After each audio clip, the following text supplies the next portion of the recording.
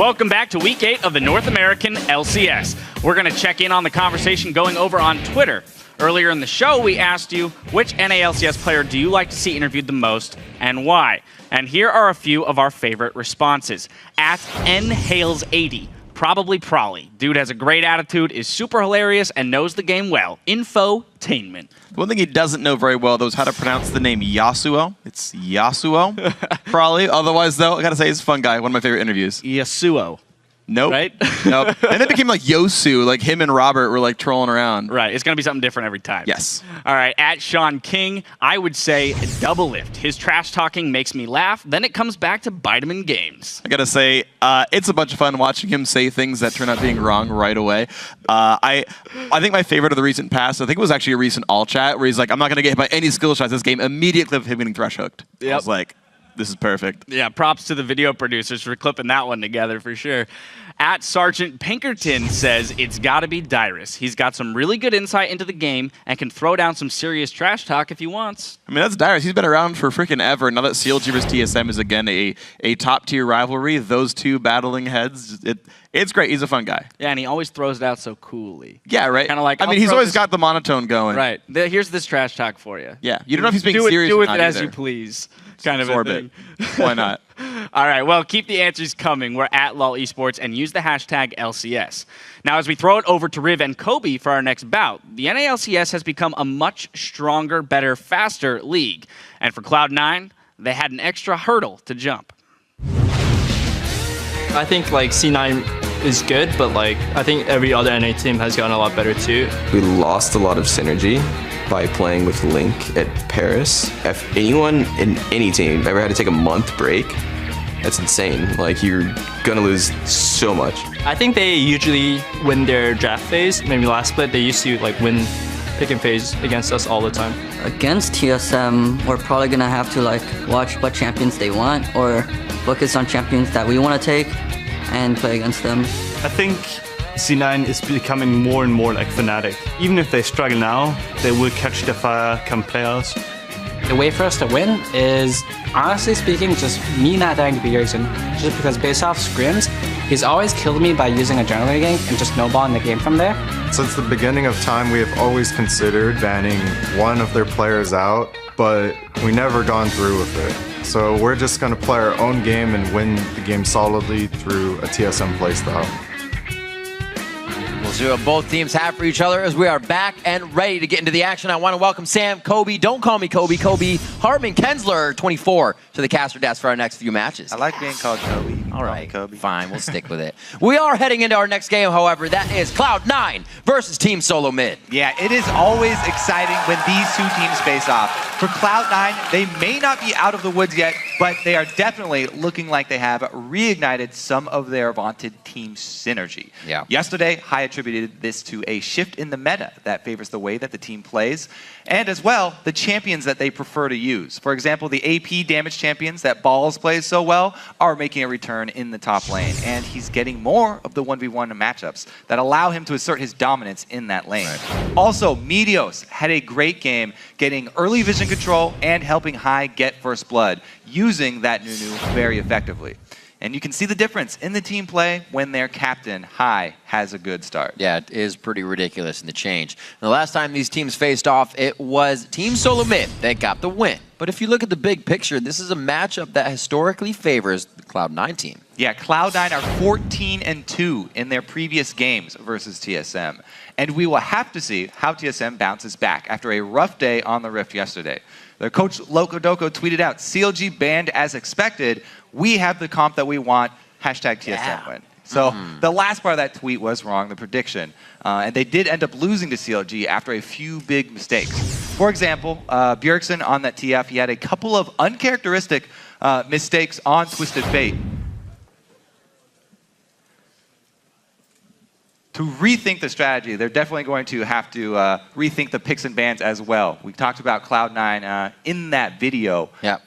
big point for them is the draft phase versus TSM. All right, well, let's check out the starting lineups as we get into Game 3. On the blue side, it's going to be Cloud9.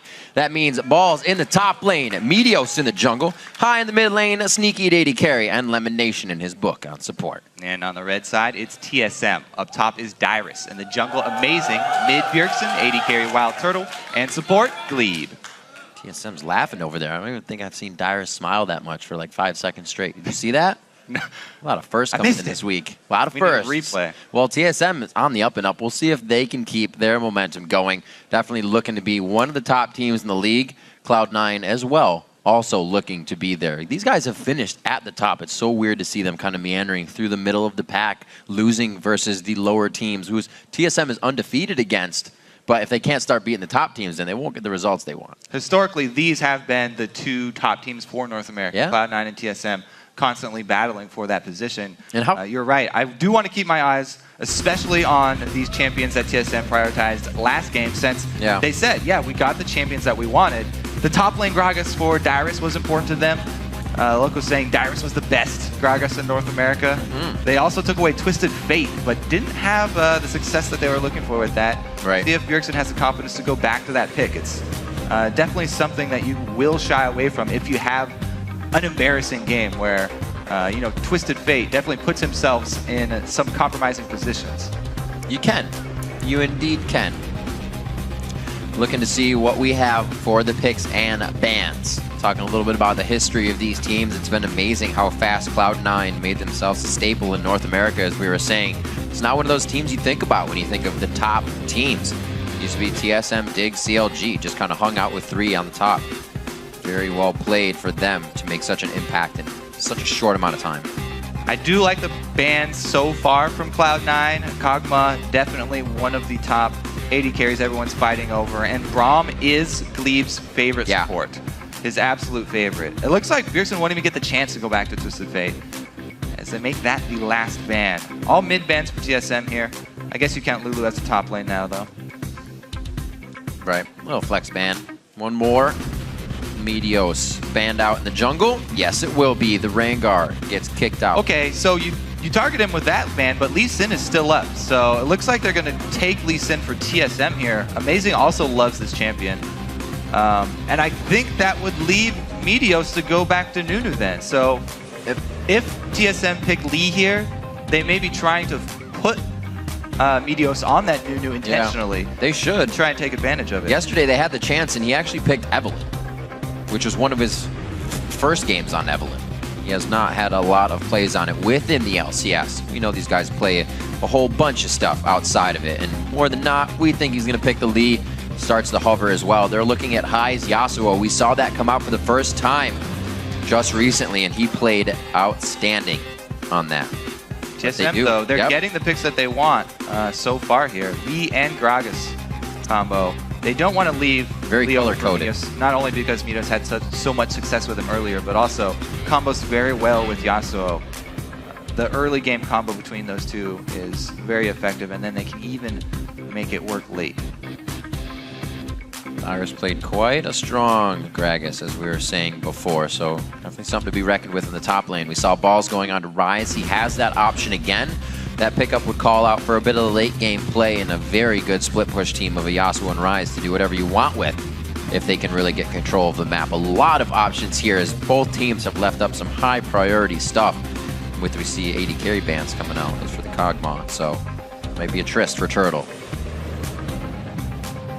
That's what they prioritized last time, and they said they got everything they wanted. So round 2 here, looks like they will just go back to the same strategy that they used last time.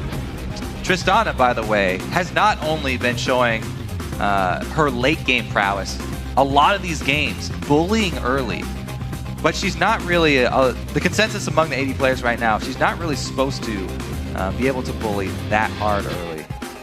We'll see if Turtle can actually pull that off against Lucian.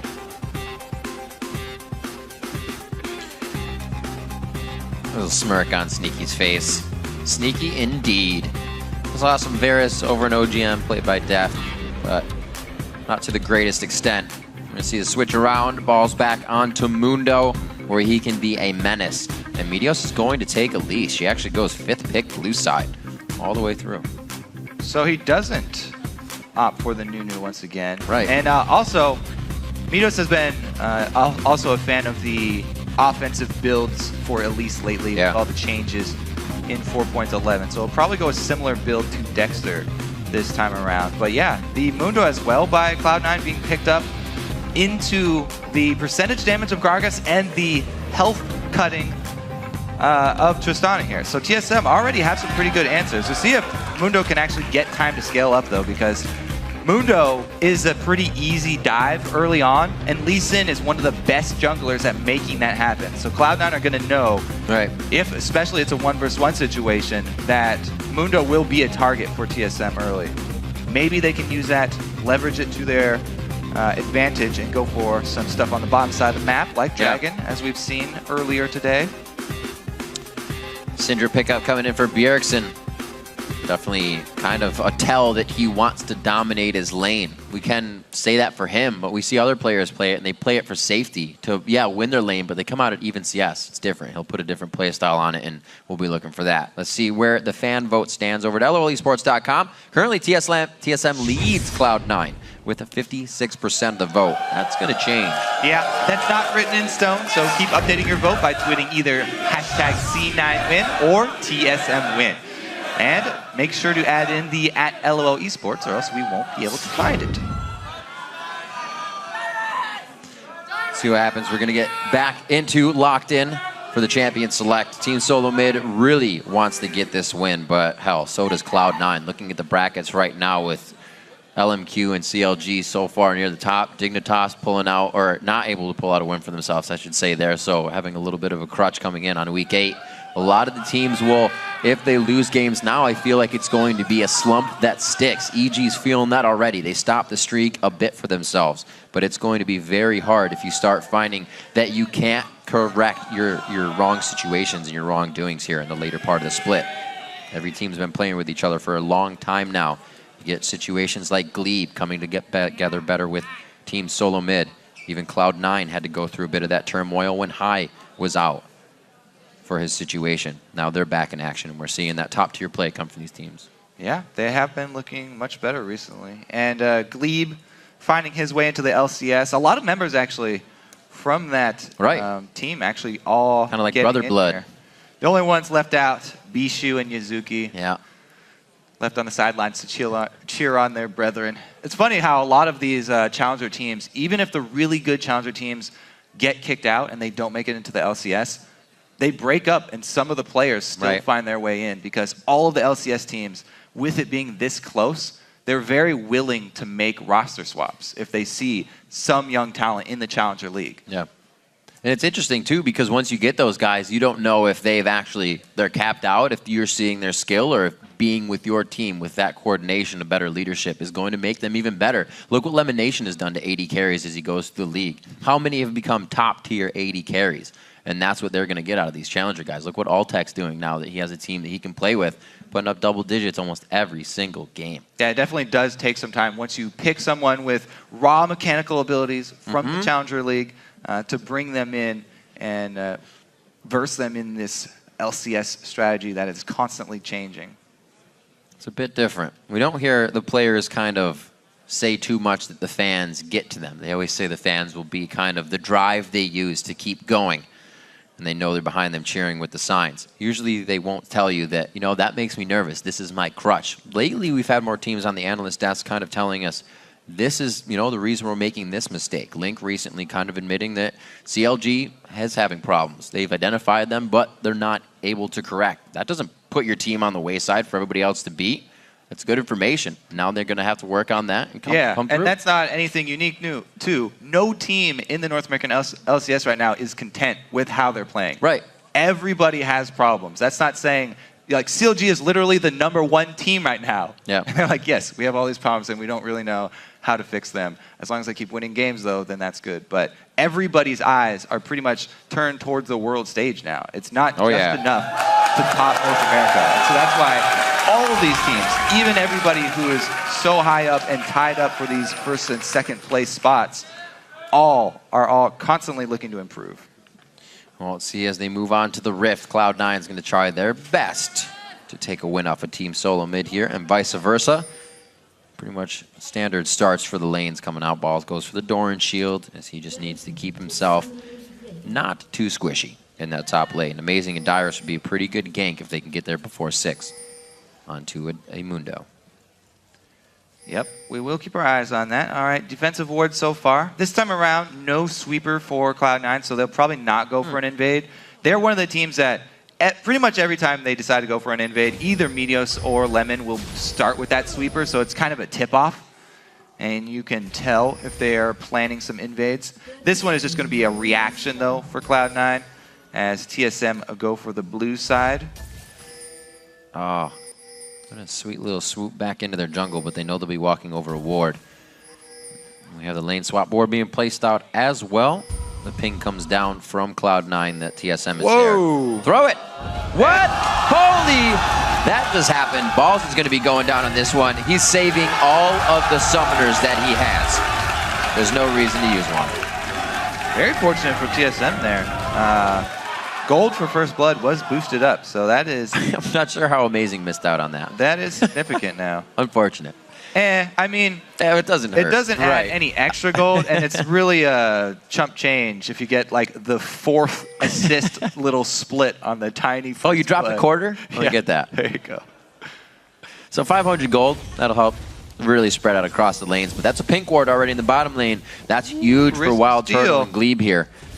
Meteos still getting himself into a tight situation there, getting what he wants out of it, though. Let's see if they can actually pull off a 3 buff here for Cloud9, because, yeah, they lost out on first blood, but if Meteos is bold enough to go check his blue side, then they might be able to stop Amazing. Well, he should go, yeah. Looks like he's not that bold, though, because it'd be so dangerous for Cloud9, for Meteos to go over to his blue side. He knows TSM invaded that side. They had complete vision control of it. He has no idea if Amazing started there anyway, so Meteos going with a high percentage, safer route here and just sticking to his own side, what he knows is safe. One of these days, they're going to go high risk and somebody's just going to stick them. They're not going to get away with it. Well, I think the biggest risk here is actually Amazing can hit level 3 on Cloud9's side of the jungle, and that would put him in position for an early Mundo kill. Dyrus bullying already with that Gragas, easily controlling that top lane in the 1 versus 1. Balls is doing a good job of CSing, though, so even though he's backing off and playing safe, keeping up there in CS. Amazing decides to go mid instead.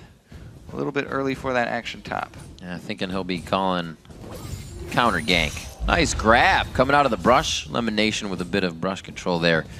But easily played with the black shield. So Glebe and Wild Turtle not the ones to initiate the aggression in this lane, as it should be. Trying to get Tristana built up, but Sneaky not putting the pressure on either as they try to get something out of Meteos here in the bottom lane. Yeah, they ping out the ward there for Meteos to back off. So he'll probably just go back to farming as Bjergsen is recalling in mid as well. This is a tense situation up top. We were looking for it early, and TSM does not disappoint. He still has the flash. Remember that. If they don't hit the Sonic Wave, this is going to be big, bad news. But they get everything they want. Dyrus gets out. Fairly simple. No summoners used on both sides again. I actually expected Cloud9 to look for that, but... Right, yeah, kind of TSM, they go with the initial plan there, and it works out very well for them. First blood reward. And Balls, thankfully for Cloud9, doesn't lose out on too many CS. Missed about half a wave there while he was dead, but immediately teleporting back. Dyrus is going to have that teleport advantage now because the lane was shoved up. He doesn't need to teleport back to lane. It's a good farming. Chaps for the CSing there. Yeah. Knows what he's doing. He's actually a little bit behind, but it's expected with explosive shot. Sneaky staying in range for the experience, but not to give himself away. Yeah, it's rough. The early CSing with explosive shot sometimes put you off. But yeah, Turtle, this is again the second game he went back to this Tristana. TSM really putting a lot of value on this. This is really the third team that's done that. LMQ and Complexity were the first two, and those are really the two Tristana main teams that have really had a lot of success with the champion. TSM, not so much yet. But starting off with First Blood, that's definitely going to help him out. Yeah. He's loving that Triss now. Actually focused a little bit on Jinx, Caitlyn, and Lucian when we saw a lot more of the 80 carries of Kog'Maw and those coming out. But he does stick with the Tristana lately. We've been seeing very aggressive play from Vasily, Double Lift, and Turtle of the likes on that champion. 800 gold lead by TSM with slow movements around the map. They've been able to gain a little bit of gold. It'll allow for a very nice objective fight when they want it. Thought he was going to go for the lane gank there, but Amazing makes his way through a lot of wards. They're very close to 6. I think it might be after this ward. So the reason that a lot of people place pink wards so far in their own jungle this early on is because those are very easy to defend. And you can see, even though Amazing found it, way too dangerous for him to try and kill that ward this early on. Ooh, point blank dodge from Bjergsen, and Hai is not 6 yet. Nope, he's only even got if he got 2 that spheres. Looking for another one. That flow was down. He would not be grabbing the shield up. But Bjergsen waits. Very patient play from him, knowing he's got a little bit of the upper hand here. 46 to 41, so he's not completely punishing his lane, as we kind of called out to watch for, but there's no real need to. He can play it safe and get the win later. See, Amazing's doing a lot of walking, but he's not killing jungle camps on the way, whereas Meteos is hard farming this jungle. CS. And Meteos has been able to complete his Spirit Stone very early to help him sustain in his hard farming path. So he's coming out much stronger here in the mid game than Amazing, even though Amazing with that Lee Sin making the strong look top and getting that gank down. Meteos is keeping right up there with the straight up farm. I love the gang from Amazing walking through Tribush. Balls hit 6 and he says, forget about it. I'll just go down. Yeah, I mean, that's a gank you can still pull off, too. Yeah. Because Mundo, when he pops his ulti, it actually does damage initially, taking him lower. So if you have an execute, cost of health. If you have an execute with you, it can actually be to your benefit to go for it. However, no ignite means that can easily get out of hand, and you can make a pretty big blunder up there and make you look very bad if you're not able to finish him off. Also something we'll watch for later, Bjergsen is the only one with that ignite and exhaust from Glebe for Yasuo, so the fight could become quite chaotic. Mid lane, Amazing trying to get some pressure on. He is 5 still to the 6 over on the side of Meteos. Not that there's a huge pull in damage there, but he does get his Dragon's Kick finally. Yeah. And pretty much the thing keeping him in the game. Whoa, going for the blue steal here, second time around. No deep wards, but it looks like he will get it. Now Meteos, since his first blue was actually the TSM blue, he may very well go for that answer and steal as well. Preemptive ward from Balls. He placed that ward, by the way, last time he used his ulti. But I don't know if there's enough to run. Still cornered, no time. Oh, the safeguard dodging the initial attack of the briefcase. There's no slow. He's trying to play a ring around the turret. I don't know if it's going to work. Both of them have the gap closers, or rather dashes, to get out of the situation of danger. Yeah, and even though everybody expected this focus top, the first time around, Cloud9 were too low level to answer with the Dragon. This time, they do get it. However, TSM, very aware of the trade, take down the turret. So, overall, pretty big win for TSM with this focus up top. They've been able to pull this off much more effectively than the last game. Very nicely done. A lot of focus, again, put on this Gragas for Dyrus. We'll have to see if he can come out big in the late game. Looks like he is going to start with a bit of an ability power build, but we saw Gragas yesterday kind of throwing the tank in early and some going for the full AP. Yeah, I'm definitely a fan of the Rod of Ages into Lichbane, but we'll see what Dyrus opts with. He's been going a little bit more tanky than that. I think Morello Namicon was the second one last time. Right, yep. Both AD carries, speaking of itemization, are going to go for early Infinity Edges. And that will mean, when they complete those items, it will actually be Lucian who's a bit stronger. Because the flat attack damage from the Infinity Edge parts actually help him out a lot. Being able to throw out all those spells. Because his spells, scale with attack damage. Whereas Trist, she's really looking for the late game. She has that mid-game sort of trough that she has to wade her way through. And seeing Wild Turtle, I think, might be the first one, whether it was a Blade of the Rune King or not, but usually we see the Tristana going the static Shiv first. Quick little burst in lane, you're pushing anyways, and you control that. A lot of people liking that one. Static Shiv definitely does help you get through that little mid-game dip.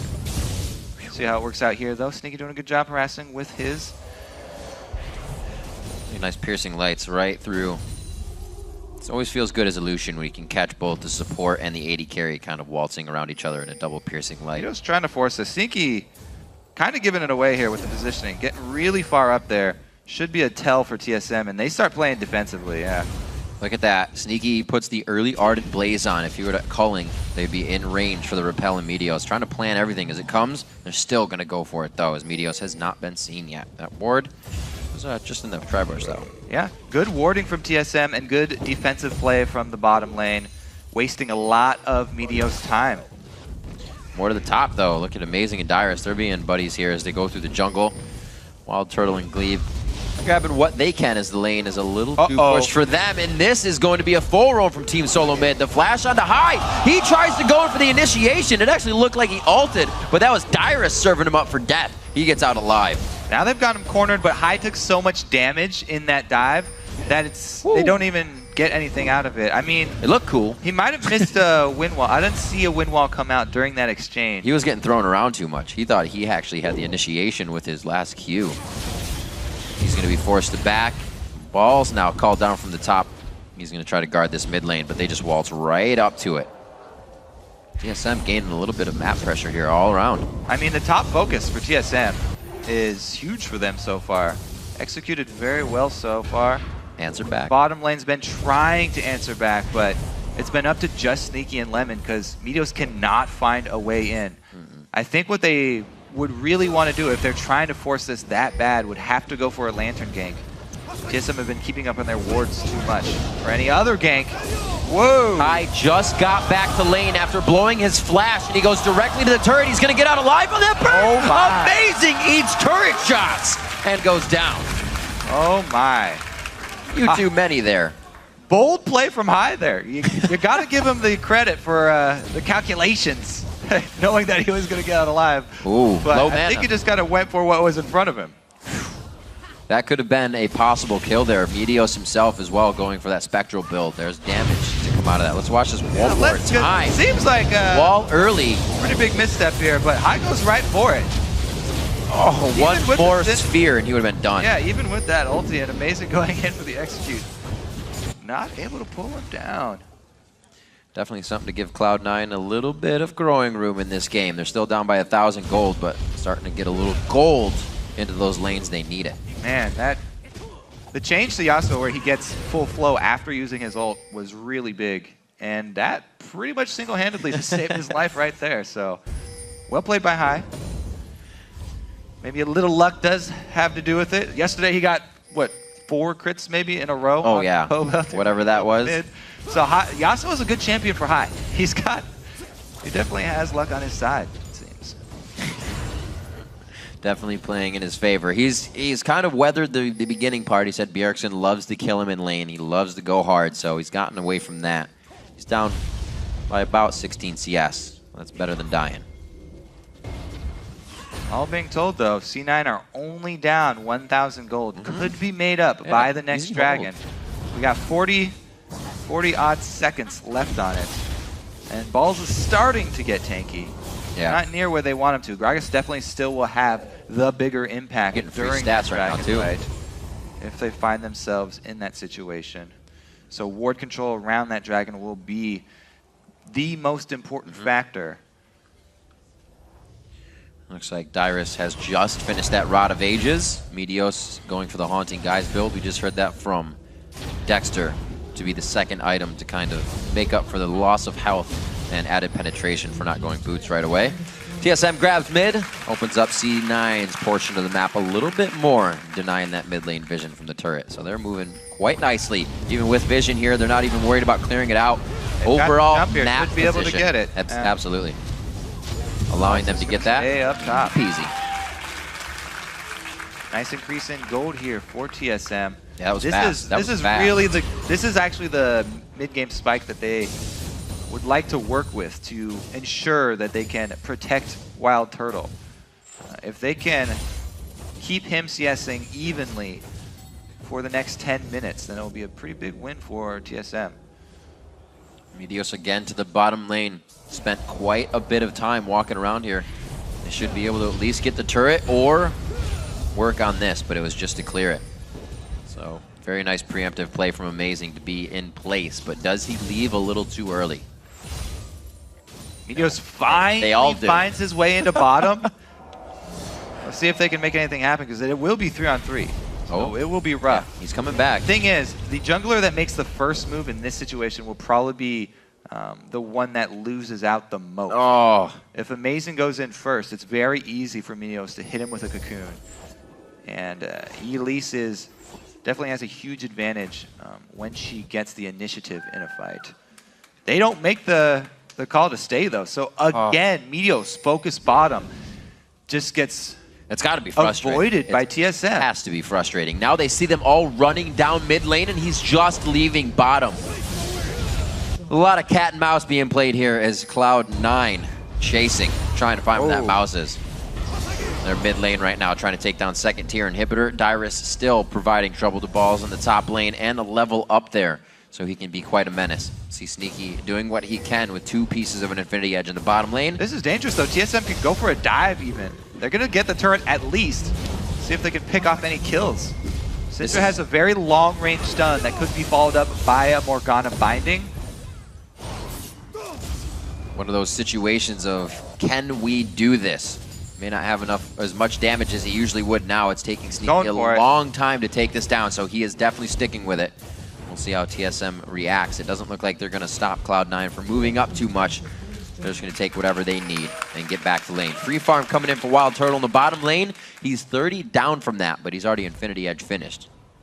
Yep, he's got the Infinity Edge. So from now on, the trough goes right back the other direction. He's going to start climbing up in power. As soon as he can start adding in the crit and attack speed, Wild Turtle will get very strong, and he'll be able to take down Balls too. Yeah. Even though Mundo scales very well into being a late game tank, he's built magic resistance going against Dyrus, so he doesn't have a lot of armor.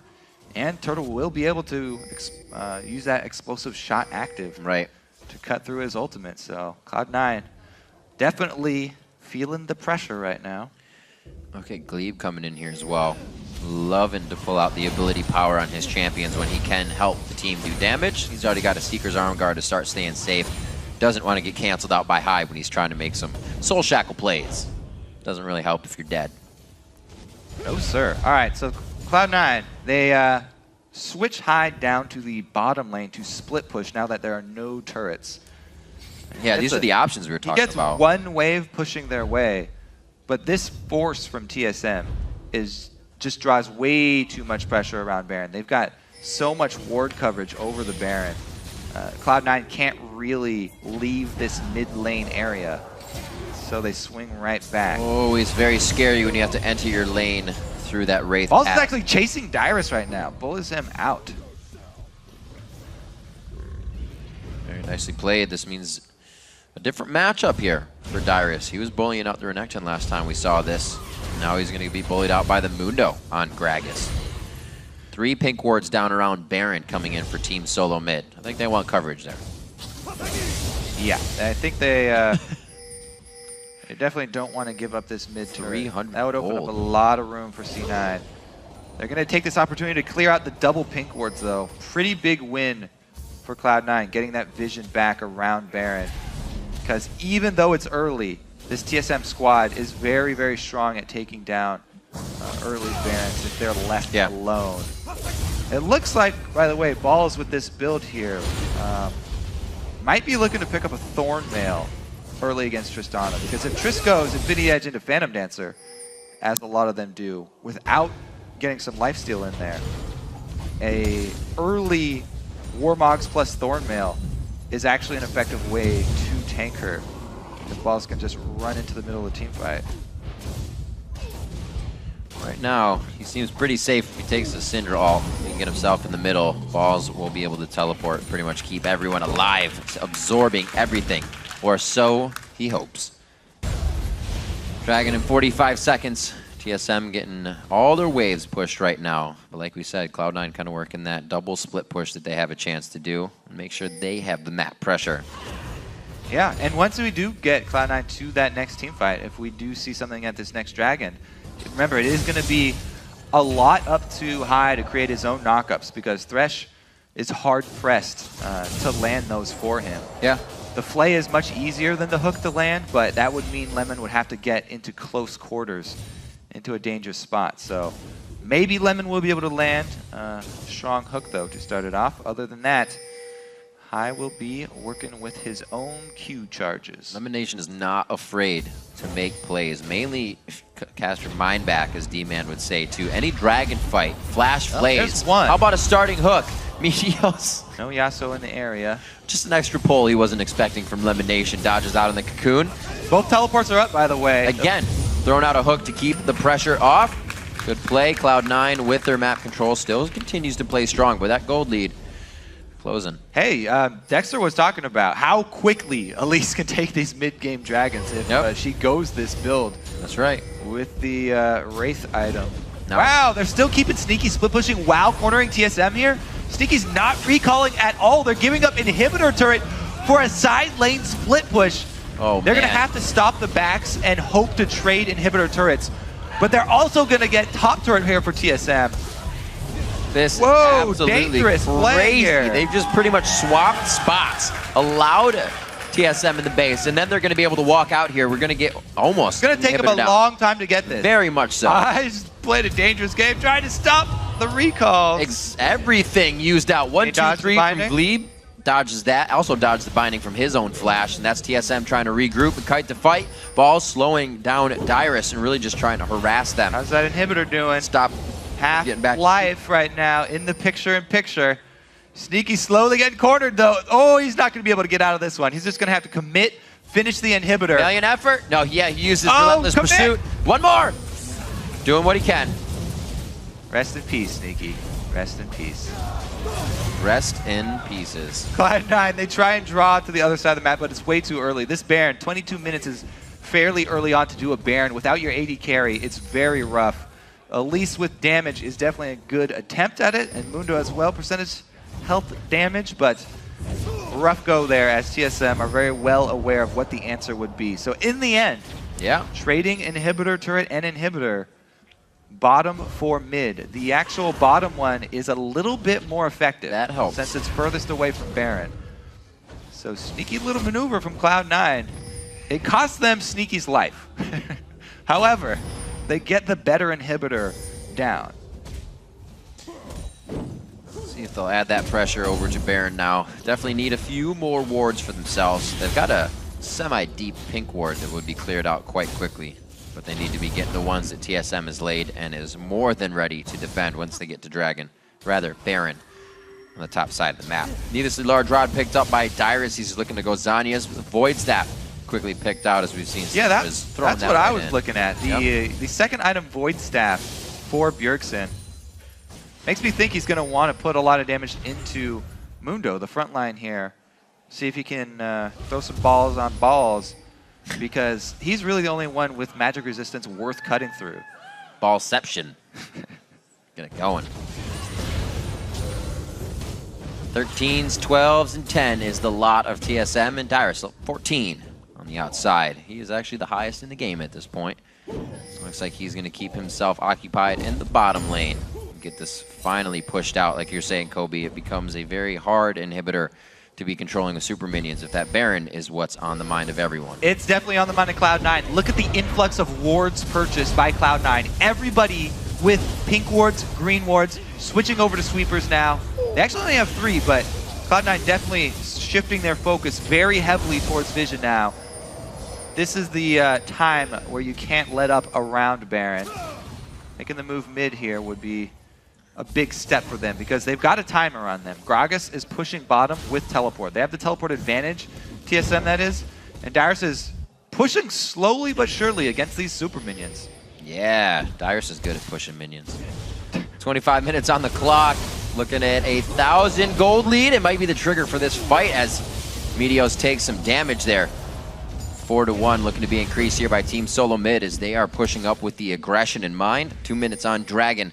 Not even a thought for these teams just yet. TSM, very good map control here. Getting more and more ground gained bottom. They might be rewarded with that bottom turret here. And some global gold for no answer of Cloud9. Because they definitely have control of mid as well. Strong poke. That'll be very good for Cloud9 to be moving out of their base a bit more. They'll also be able to funnel TSM into the mid lane with the knowledge that TSM can get that free inhib if they put enough pressure on it. Can the fight from Cloud9 be strong enough? Do they have Baron before they go back for that inhibitor? Well, Let's see. inhibitor does respawn for Cloud9 first, so that means maybe we have another minute. Whoa! So he's going to stay in there for the local. Does he get it? Ooh, close. Don't think he got it. Nope. Just out of range there. It's a little bit shorter than you would think. It's hard to judge the range. You got to get used to it. But again, remember to stay close to the turrets as they die. Yeah. There's gold under them thar turrets, Riv. Elimination trying to get a pick here. Oh, good play. Meteos taking a bit of extra Baron damage there as the wards are starting to get swept out, or swept, if you will. This time, it's Cloud9 going with the split push. Ball's teleport came back up. They need him at the beginning of a fight, though. They can't afford to have him come in late to a fight. Mundo's the type of tank that you need from the very beginning. Whoa, Lemon starts fighting already, though. He's getting hit by Turtle on the side. Throwing out ults willy-nilly, but it looks like the fight will continue with this chaos happening.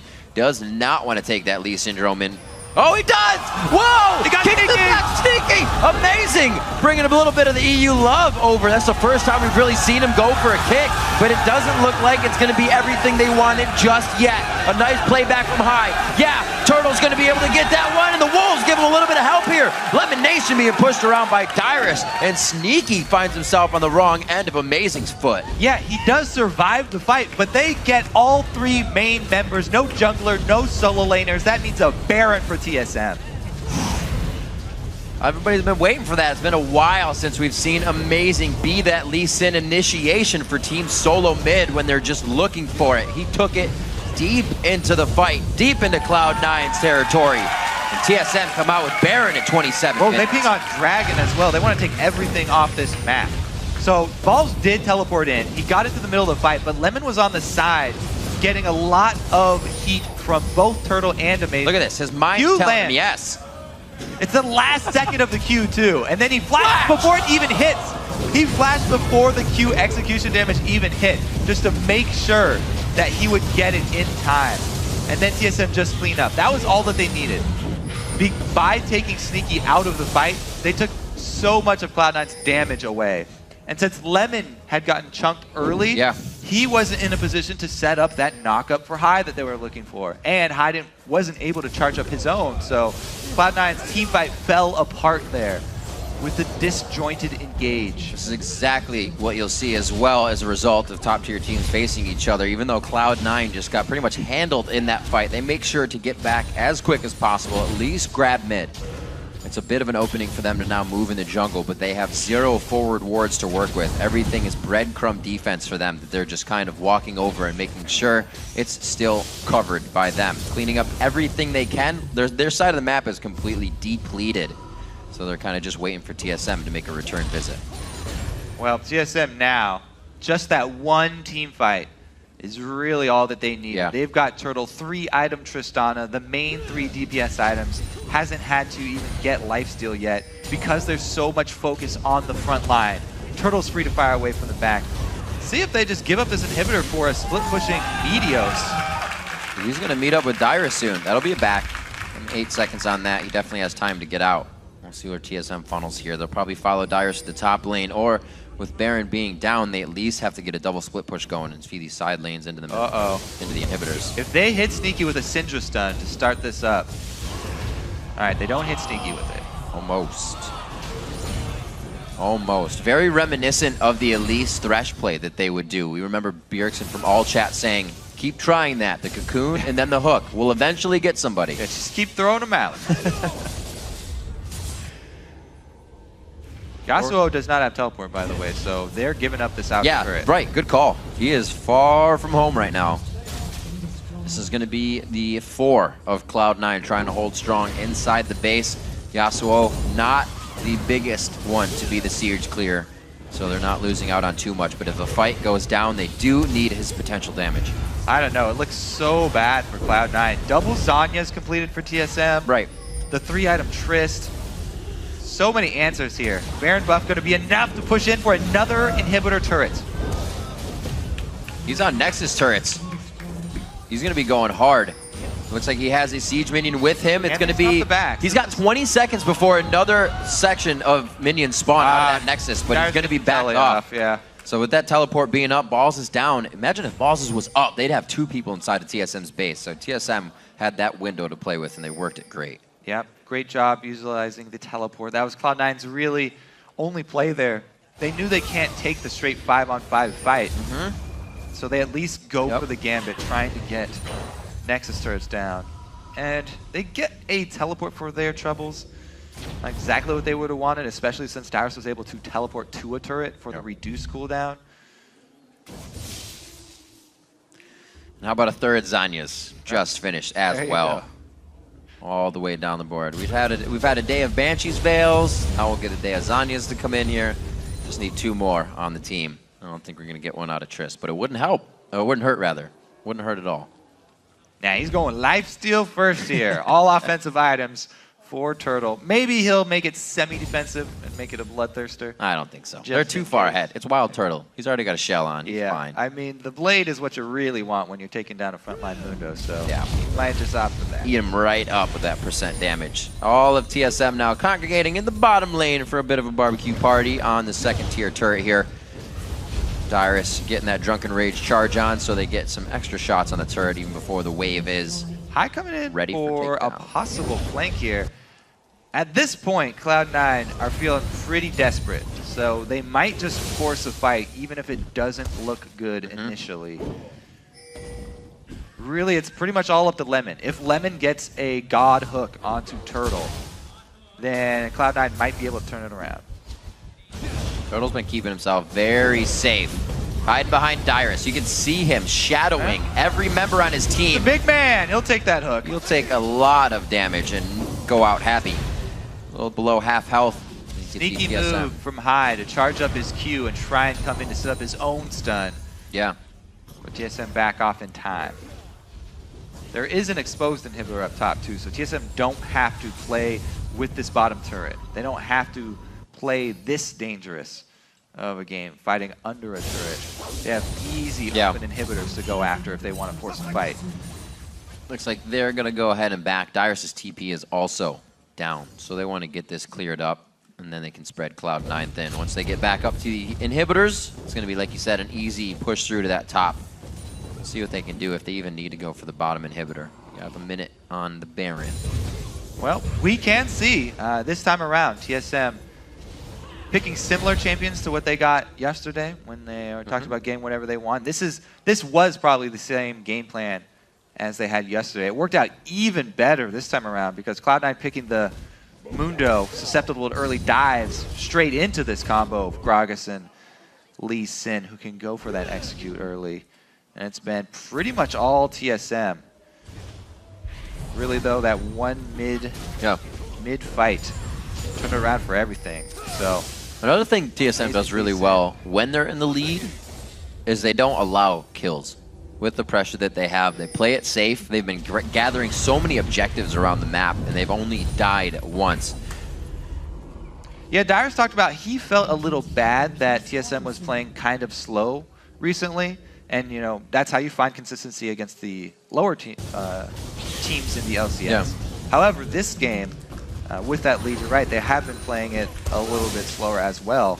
But, man, do they have a good handle on it. Complete ward coverage around Baron for Baron attempt number 2. They will force the face check into Syndra. That's never something you want to do. But Balls is definitely the man to do it. How do you coordinate around 3 Zanyas? The focus for Cloud9 in this fight is imperative right now. Oh, snuck just out. Bjergsen hits the ultimate. Oh my gosh, he gets out with a sliver of health by the skin of his teeth. He is trying to heal himself back up off Raze. The fight is still going on the other side of the screen, though. We got one going down. Sneaky comes in for his own retribution kill, and it looks like he may be going down in the end. The Quadra for Wild Turtle. That was happening the entire time. Even with Bjergsen coming up a tiny bit short on the sneaky kill, TSM still come out way ahead. So yes, it was a miraculous survival there for Sneaky for a bit. And he did get to actually turn it around and kill Bjergsen, but the rest of the team's getting killed while they don't have Sneaky in the fight. So even though he didn't kill him, took him out of the fight, and the rest of TSM able to bully here. Hai gets destroyed. Yasuo shut down so effectively by that exhaust. And even though Balls is fairly tanky, as we said, Turtle's way too strong right now, and he's the perfect carry to take down a mid-game Mundo. Easily eats them up. Whew. Kited him out right there as well. Very nicely played. Only one Zanya's forced to be used in that one. So you can see how much control TSM had over that fight. Didn't even feel like they needed to use their defensive spells. Bjergsen probably needed to. Since he went down. Sneaky came in from the back and assassinated him. See if Hai can actually pull something off here. Cloud9, after that last fight, maybe they'll start going for some bush attempts with multiple people. Or maybe Hai just wants the 1v1. I like it. See if he can get a good win Bjergsen ball. wants the 2v1 though. Glebe heading his way down bottom. Can they stop the back? Well, they got No a chase. ward in for safety to make sure nothing else is coming their way. Hai's going to clear it out and go back. Looking very, very scary for Cloud9 here. TSM regrouping. They have about 2.5 more minutes on that Baron buff to be working with. That should be plenty of time for both inhibitors. And honestly, at that point, all they have to do is wait around in the base with the super minions and wait for them to arrive, because Tristana, level 18 now, max range over 700, can just stay safe and fire from the back line while super minions do their work. So all TSM have to do is stay in this base. Man, I'm sure Balls would love that Thornmail right now, but he's still facing so much ability power on the team. Dyrus has gone that full AP. Even the Lich Bane's going to come in as a 4th item, maybe. And still has the Spectral Cowl. Turtle did get the semi-defensive item there, going Bloodthirster, so he he's did. got the extra shield. It's the second as time well, we've even actually if seen he the does Bloodthirster get coming caught out now.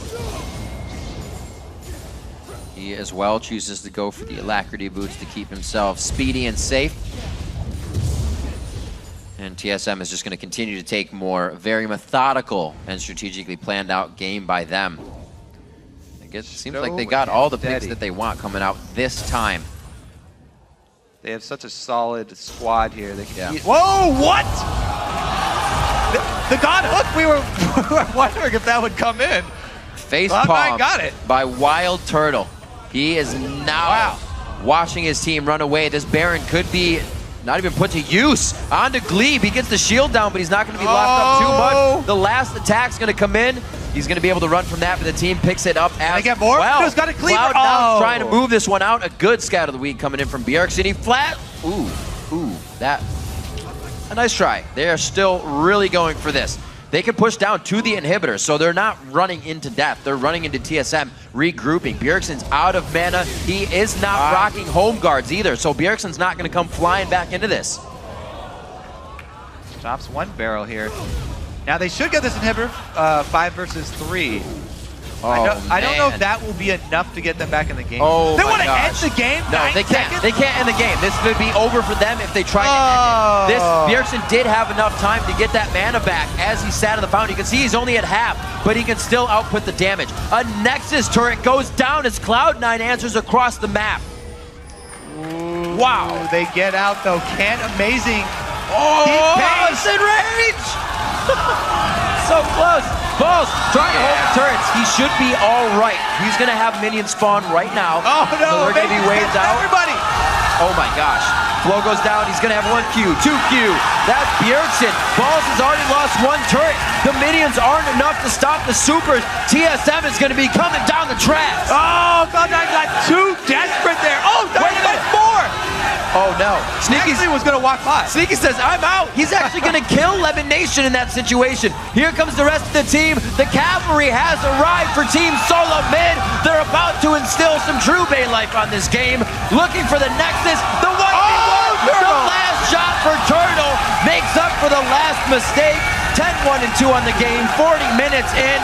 16-5. TSM takes down Cloud9.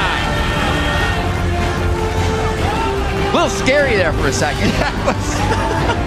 just a little bit. Surprise twist at the end. With the hook onto Turtle. That we never even got to see how that came about. But that's how fast it was. Lemon Nation just letting you know that he still has it. Cloud9 do get desperate, though. They wanted to end the game there. They knew that it would be such a long, long path for them to get back in the game. They just went for the immediate end, and it definitely bites them in the butt. What could have been if they got out with the Nexus turret down? Oh my gosh, it would have been so riveting. That would have been so much pressure on the Nexus that somebody would have had to control. So much more map control, but it will not happen this time. Wild Turtle comes out strong after a quick back and forth he had to take home, and a really great base rush hold by Team Solo Mid as they did what they could with little to nothing. Bjergsen recharging half of his mana bar to come out and fight for that last one as TSM, or rather as Cloud9, wanted that Nexus turret so bad. Man, you have to give props to Amazing this game as well. The plays up top for them to actually successfully execute the dives onto Mundo. Right. And the kick that won them that mid-game fight on Sneaky. When were we going to see it? That was kind of my question. How many times were the LCS big plays him initiating fight-winning games? As soon as he goes in, they'd be through inhibitor turrets, past an entire team. Maybe, and this is just coming from me, obviously not Team Solo Mid, maybe it was just, you know, our all-in initiation isn't something we want. We'll use that Gragas, pick somebody out, peel them in, and take them out. That time, he just hit it. He just hit it, and it worked beautifully. Actually, all stages in the game. Early game with the dives, mid-game with the team fight, and then late game, he stopped all the backs. He killed Meteos and he killed Bjergsen. Really big plays. TSM in those super tight situations usually make very good calls.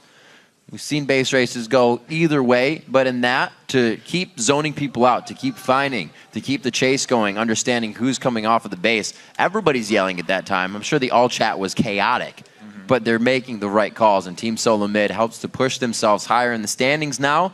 It's kind of crazy the results we're getting out of these weeks. It definitely is. And that's a really big, actually, step for TSM. Because as we said, historically, they have had so much trouble with this Cloud9 team. Yeah. This is a very big win for TSM. Yes, you know, they're up in there in the standings with everybody at the top. Right. But the wins that they get against the other top teams are very important to these guys because those are the ones that they have been losing. Right, we mentioned in the early part of this, it was the lower teams that TSM is undefeated against, and that'll only get you so far. It'll put wins in the column, but when you play these high caliber teams, you gotta get the wins as well. And I think the most important thing is that TSM didn't wait for Cloud9 to make a mistake. TSM were the ones making the moves. Yeah. They decided the direction of this game, focusing top, then with the engage at the mid game. Very good play all around. Great initiations coming in from Team Solo Mid to take a game for themselves with a few Barons necessary to make that final push happen. For some post-game perspective, we're going to throw it over to Freak and Dash. Thanks, Riv and Kobe. We're joined at the desk by Amazing and Glebe after a pretty stressful match there, I might say. This brings you guys to 12-8, which ties you for second or possibly alone in third, depending on the outcome of the LMQ match. Does that give you a sense of relief and kind of security, knowing that you're moving into the last third of the split up in the top three? To be honest, not really. The thing is that overall we're still basically in the building process where we want to be a top team, but we still have issues versus a lot of other teams. So even though we may be third, we don't feel like we should be third right now, and that is just due to the fact that we lost yesterday to CLG. But we'll keep working at that. So I think if we see the standings at the end of the split and we're at top three, we'll be happy about it. But right now, it's just like it's so close. We can't really be thinking about that kind of stuff. So we just got to come in to next week and just like play our game. Well, you actually mentioned battling CLG yesterday. The old school and the oldest school, actually, League of Legends rivalry is CLG TSM. I know you guys are the new people on TSM, so does the rivalry feel the same to you guys? Like, it must be one you guys like had to watch sort of as non-pro league players as well. Yeah, I feel like the rivalry still exists even for us. Although we haven't been playing versus them a long time, like other members of TSM Dyrus. We still know about the whole rivalry, and like as fans before, we would always watch it. So it's still really big when we play CLG. We want to do our best to make sure we can win. I mean, like for every team, but especially with CLG because of the rivalry between us. And it seems you guys like play it really close, honestly. As you mentioned, you're sort of still building up. Seems like a lot of teams are building up this split, and no one feels 100% confident in their own team. Is that fortunate for you guys then that everyone else is rebuilding as well, that you're able to hold up, or do you think that you're kind of still this incredibly strong team, and that the rosters that have stuck together like C9, like you're still holding edges over them as well? It depends. I think that like a lot of teams that are like Dignitas who came in with 2 new members, CLG who came in with like Seraph, like they're all still in the building process, but so it kind of actually more or less concerns me that we can't really beat them, because I think like our team just has something in them that we didn't really bring out yet, and like we're okay right now in the standings. So like, I don't know, there's still a lot to do for us, and therefore it actually kind of concerns me, because I think that some teams actually reached a limit already, and we didn't. That's a good thing for you guys, and you've got all this room to grow. Just you get more time, you'll be better and better and better every week. Yep. Do you know what the plan is then to keep improving? Like, do you have a game plan? Like, okay, this week we're going to focus on this skill and grow it out of our players? I don't think we focus too much on one individual skill, but just keeping a really strict like practice regimen and making sure we're playing a lot. Keeping focus high in scrims too, I think is really important for us, because when you're scrimming long hours every single day, sometimes towards the end of the day, I think the scrims can become less productive, but making sure everyone just gives their all, is like well rested, and they're able to focus all the time helps a lot, because that way when we're scrimming, we'll be able to like just get the most out of it. I want to ask one more follow-up question on the idea of change and adaptation and things like this, directed at you, Amazing. With the 411 jungle patches specifically, we've already asked this question to a couple other teams. How do you balance growth as a team and then growth individually while the game itself is changing, right? Which one takes precedence? Like with new changes and something like that coming in, like first of all, the individuals have to come in and like play the new patch and like really adapt to the stuff that came in new. So like first of all, in my opinion, in order to adapt to as a team to new changes and like become better as a team, you need to step up your individual play, and that comes into team play. If everyone thinks on a higher level, plays on a higher level, you will play on a higher level as a team. All right, we're going to pull up a replay real quick so we can get into the game, the actual game that we just watched. About 27 minutes. It's the mid-game team fight where you guys kind of really take control with a great kick by you, Amazing. So if you could go ahead and walk us through this one. So basically, I kind of want to have a flanking position, because we get flanked by bots too. C's behind us, so I'm just like trying to get to the left side, try to get behind them together with Turtle and try to flank with him. And then I get a kick onto Sneaky as he's out of position somewhat. It's basically like counter flanking, trying to adapt to the situation where bots TPs in and we have to adapt to the situation, and just trying to like do as much damage from the flank as we can do. And we hit a lot of spells, we put out our ultimates and really catch people off guard. So Glebe, actually want to follow up. So after that replay, you guys pick up 3 kills. You've got control of the map. Mid-inhibitor turret's down. I know you're one of the voices on the team. What sort of decision-making then where you're like, we have to pick something right now to grab, some important objective? What goes through your mind as you decide, is it Baron, is it mid, is it another turret?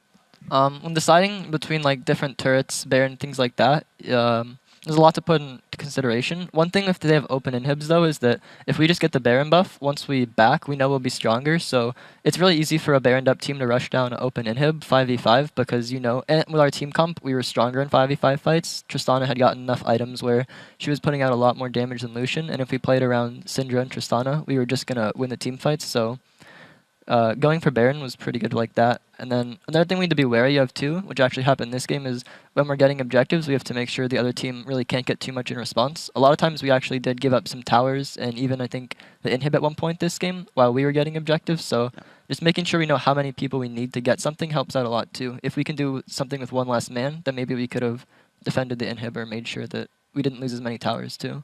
So when that situation presents itself, where you're taking an objective and in exchange you're watching your own inhib disappear, on a macro sense, who's making the decisions, one, on whether or not you're going to send somebody back and defend it. And then when that's happening, how much do you kind of have to rely on instinct or individual skill so that you can focus on the macro game? I think for the most part, Buri and Amazing make a lot of those decisions. They often have the final say on what we're going to do in game. And after that, it's just up to all the individual players to make sure they can like follow through those calls and then make them happen. So then, Amazing, then to follow up on that one, so then when you're one of the voices for endgame, how much is it you saying, okay, well, I can flank this lease, or like I can flank this fight here versus I need to watch all the minion waves, see which lanes we need to look at? Like, how do you balance playmaking in the now versus what's happening a minute from now?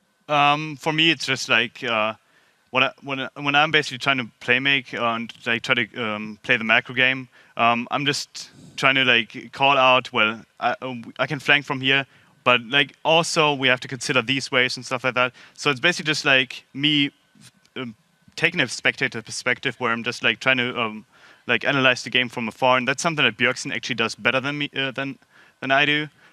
He's even better at that, and like he does the most of that kind of stuff where he balances out team fights and really positioning team fights with the macro game that is the wave positioning. All right, well, let's talk about some stressful shot calling as we bring up the last replay, which is the final. It's going to be kind of a long clip, right? They push into your base, you guys fight them back, and make your charge all the way down to there. So just kind of walk me through the high-level decision-making here that has to come with this kind of a fight. Okay, so at this point, we're looking at our death timers. We knew Turtle was coming up soon, so we knew as long as the other 3 survived, there was no way they'd be able to end the game. Our main goal was just to stall out and wait for Turtle, and while this was happening, we knew that we had mid and top inhib down, so the waves were pushing into their base, and the only thing going through our minds right now is to just chase them down and stop their recalls, because we have minions swarming into their base, and death timers are so long at this point that if we get a few kills, we can group up and just end the game, and we're able to find Meteos. I think a little bit down the lane, Bjergsen finds High, or I guess Amazing does. We get the kill on him, and after Meteos and High are dead, the whole team just rushes down mid, and we can end the game. And at that point, you know it's over. Yeah, we're still looking for stragglers too. I think Dyrus wants to chase down and make sure that as few people get to the base as possible. It just makes it easier to end the game that way. And finds Lemon. Lemon's too low, and Dyrus can just pick him off and then regroup with the rest of us. How surprising was it to you when they decided to push past the inhib and try and end that game? And like, how much does the shock factor of like, wait, they're really doing this? How much does that make you kind of go, wait, can they end it? You know? Is that a fear of yours? I mean, at one point, it was a bit scary thinking whether or not they'd be able to end the game, but as they started hitting the Nexus towers and we saw how soon Turtle was coming up, we knew that even if they tried to do it, it was just like a desperation play, and we'd be able to pick them off and then just win right after. Cool. And of course, you guys played that pretty much exactly right at the end of the game. You closed it out really, really rapidly afterwards. So we were touching a little bit with you, Amazing, about 411 changes, keeping up with changes and whatnot. Glebe, I want to talk to you a bit about playing in the bot lane, because they're seeing a lot more of these late-game hypercarries, Tristanas and Kog'Maws, that are now super popular for the AD carries. As a support player, does that change your play style any? Like, does Braum become even more important to protect them? Like, things like this. Like, what do you do when you've got this sort of different roster of teammates now in the lane? Well, with late-game hypercarries being a lot more common, it kind of changes the value on what kind of supports you want. Champs that main focus is to win lane isn't necessarily as important because of how late games are often going.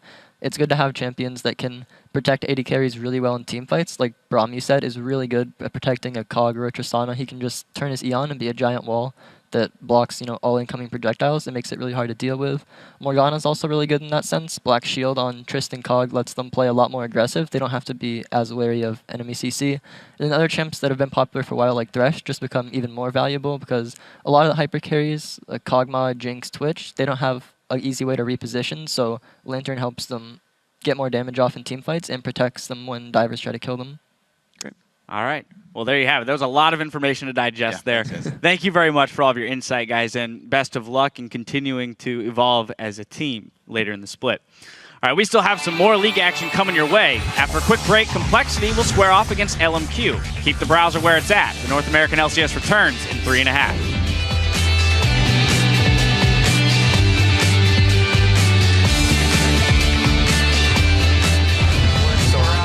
Heaven that we can't reach if we're trying. Oh man. Have you guys considered going to American Idol and dropping out of League of Legends LCS?